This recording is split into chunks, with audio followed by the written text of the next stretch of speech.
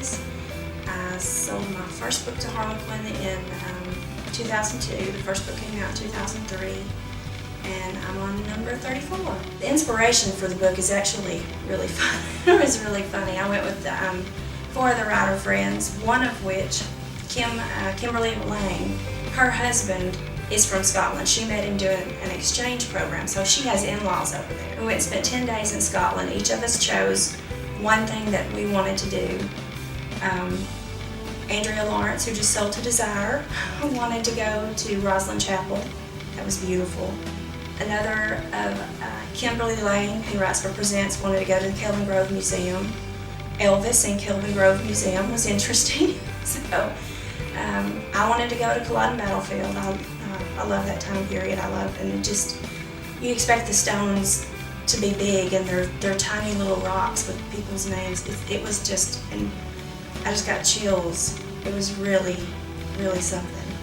And Kira Sinclair, who also writes for Blaze, wanted to go horseback riding through the Highlands. I've never ridden a horse, ever.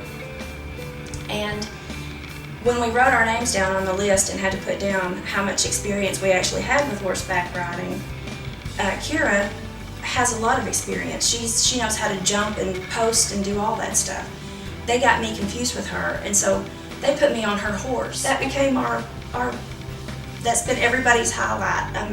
Andrea's husband calls me, anytime my name comes up, it's Rhonda of the infamous horse ride. So it was a great trip all the way around. We had a wonderful time, with the exception of that. The heroes are brothers, and one of them owns a castle, one of them is a boat builder, and one of them is walking along the West Highland Way, which is really cool. That's one of the only things in the book that we didn't do, although I felt like I tromped all over Scotland.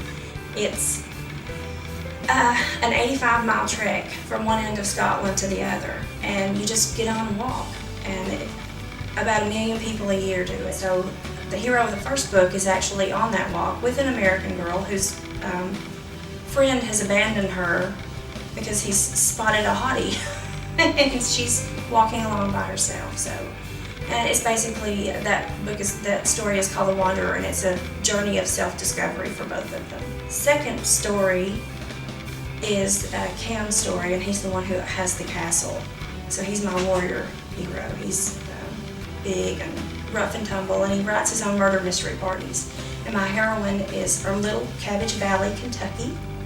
And she's there with her mom and her aunt, and her aunt has an addiction to bubble wrap and is constantly putting it everywhere they go. And they have to participate in this murder mystery party, and my heroine does not want to be a part of it. So that one ended up being really fun. Third story is my boat builder story. That's Alec and Isla.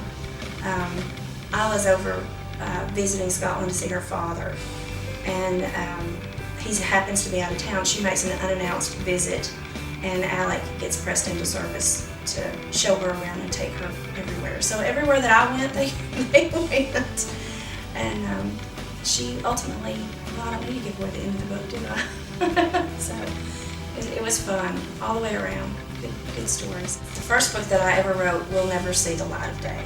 It burned to the ground with my house, but it was called The Lover's Candle.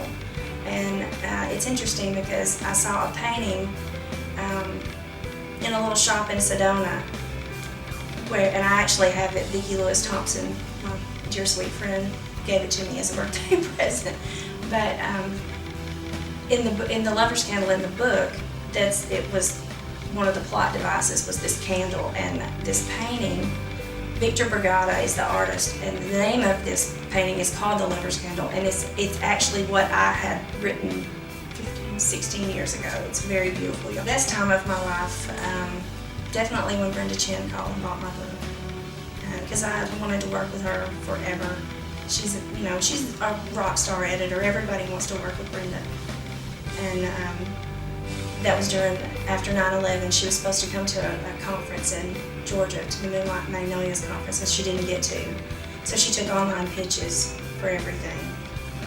And I pitched what I was going to pitch over email, which was actually much better because I get terrified when I was talking. I was so afraid of her. I was just in awe and terrified of her. So I pitched the book, and she said, "Oh, I like this. Do the first 3 chapters and a synopsis." So I did that, and she read that, and she said, "This is wonderful. You have to go ahead and finish the book." And I finished it. She read it and loved it. She made me revise because she wanted to see how fastly I could do that. And I revised, and she bought it, and she's been buying steadily and happily from me ever since. So good relationship.